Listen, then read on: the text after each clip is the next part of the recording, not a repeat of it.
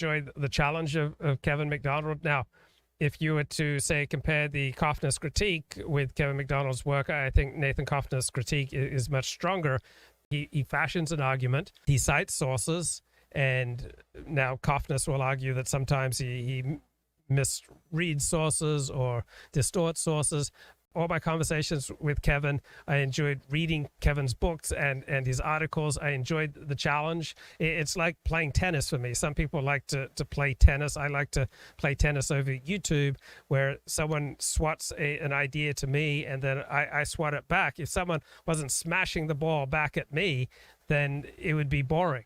So I'm glad for the Kevin MacDonald challenge. I identify with his, kind of lonely pursuit of what he regards as truth. I admire his courage, even though I agree with many of the Nathan Cofnas critiques of his work. And what do you think of Candace Owens? Is she really more than an attention seeker?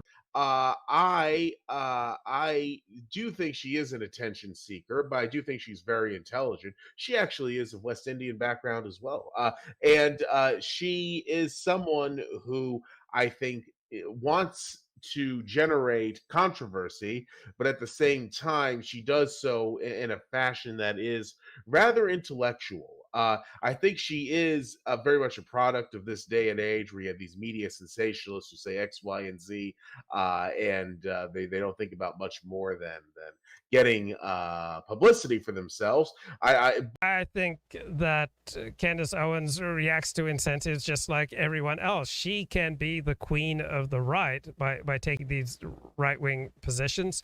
I think she's more than an attention seeker. She does some incredibly brave work. I think she's in the top 1% of black pundits, of which I'm aware.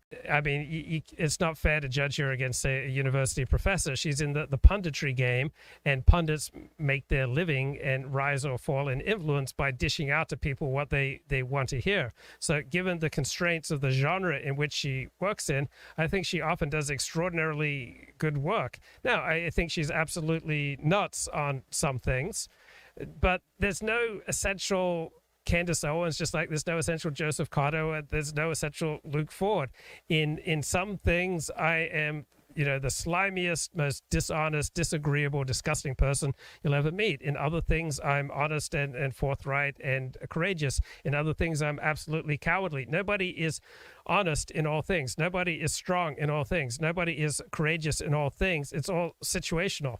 So it's not like there's an essential self. It's not like, oh, if you know someone's black, then you know who they are. Or if you know someone's Jewish, then you know who they are. Or if you know that someone is like a truth seeker, then you know who they are. The left is right in criticizing like racial determinism, that if someone is of this race, therefore they must be X, Y, Z.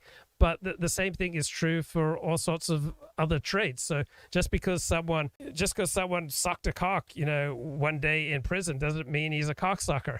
Just because someone is like an attention getter in one aspect of their life, in interpersonal relations, they may not be that way. Someone may be the life of the party in one instance and be incredibly quiet and introspective in another instance.